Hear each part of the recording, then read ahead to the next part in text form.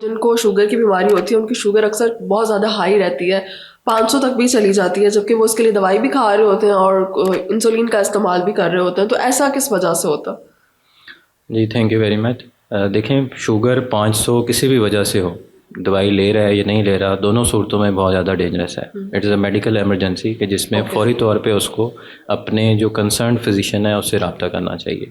ठीक। जहाँ पे बात है कि शुगर 500 है और दवाई भी ले रहा है और उसके साथ फिर भी उसकी शुगर कंट्रोल नहीं हो रही, तो वहाँ पे उसकी कुछ चीज़ें हैं जो कि हमें फ़ौरी तौर पे देखनी होती हैं। पहली बात यह है कि क्या वो दवाई जो ले रहा है वो अपनी वेट के हिसाब से मुनासिब मिकदार में ले रहा है या नहीं।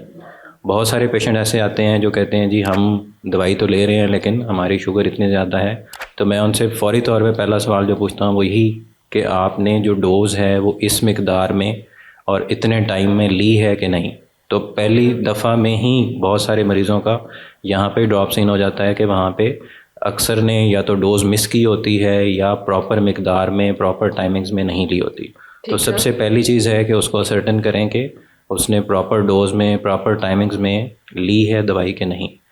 इसी तरह जहाँ दवाई को चेक करने की ज़रूरत है उसके साथ साथ उसके जो बाकी दोनों कंपोनेंट्स हैं कि जिसमें उसकी एक्सरसाइज जो रिकमेंडेड है वो वीकली कम से कम 150 मिनट्स, यानी कि ओके, एटलीस्ट एक बंदे को डेली 25 टू 30 मिनट्स की वॉक करनी चाहिए। ये अगर शुगर के मरीजों 25 के टू लिए। 30 मिनट्स, जी, जो हमारी इंटरनेशनल डायबिटिक फेडरेशन है उसकी रिकमेंडेशन है कि एटलीस्ट एक डायबिटिक पेशेंट को मिनिमम रिक्वायरमेंट जो है वो 150 मिनट्स पर वीक उसकी एक्सरसाइज है। ठीक है। इसी ओके। तरह एक्सरसाइज चेक करने के बाद कि एक्सरसाइज वो एडिक्वेट कर रहा है तो फिर हम उसकी डाइट देखेंगे।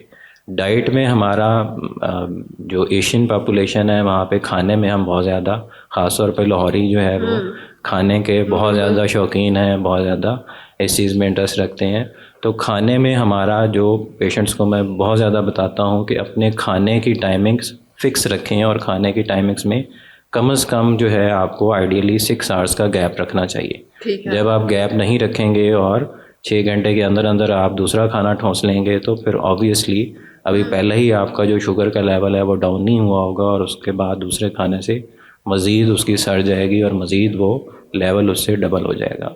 इन बिटवीन बहुत सारे लोगों में ख़ास तौर पे होता है कि स्नैक ले लिया या कोई मेहमान आया उसके साथ चाय पी ली। इन बिटवीन जो है जो बेटाइम टाइम का खाना है या बेटाइम टाइम की चीज़ें लेना है उसको भी हमें डिस्करेज करना पड़ता है, फिर ही जाके शुगर कंट्रोल लगती है। ठीक है। अपार्ट फ्राम दीज हो सकता है कि वो मरीज़ उसके साथ कोई ऐसी दवाइयाँ ले रहा हो जो शुगर को बढ़ा देती हैं दवाई ओके। लेने के बावजूद भी, जैसे स्टीरॉयड्स हैं, स्किन के इश्यूज़ के लिए बहुत ज़्यादा यूज़ होते हैं।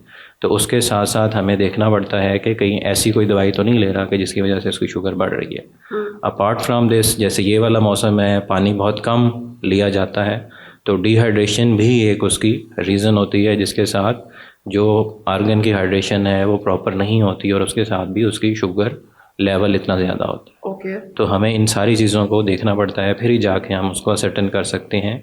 जब ये सारी चीज़ें भी अगर ना हो तो फिर कॉमनली जैसे इस सीज़न में है किसी भी तरह की इन्फेक्शन है, नमोनिया है या उसका गला ख़राब है या किसी भी तरह की और इन्फेक्शन, डायरिया है, तो कॉमन रीज़न फिर हमारे पास ये निकल आती है कि जिसमें हमें उसकी इस इन्फेक्शन को, जिसके अंदर इंसुलिन की डिमांड को बढ़ा देती है बॉडी इन्फेक्शन, तो उसमें हमें इस इन्फेक्शन को ट्रीट करना पड़ता है। सब कुछ अगर हम देख लें और कुछ भी ना मिले तो आखिरी चीज़ जो हमें ज़रूर मरीज़ से पूछनी चाहिए कि इन दिनों में उसको किसी वजह से कोई टेंशन परेशानी तो नहीं है। ठीक है। स्ट्रेस जो है उसमें जो स्ट्रेस हार्मोन्स हैं, कार्टिसोल है, एड्रेनलिन है, वो जब रिलीज़ होता है तो वो जो इंसुलिन है उसकी रेजिस्टेंस डेवलप कर देता है। Insulin okay. बंद तो रही है या दवाई जो है वो अपना काम तो कर रही है, लेकिन जहाँ पे उसने जाके एक्ट करना है इंसुलिन रेजिस्टेंस बढ़ जाती है जिसकी वजह से हो रहा है। सब कुछ ठीक होने के बावजूद भी सिर्फ स्ट्रेस वो भी इस शुगर को बढ़ा सकता है।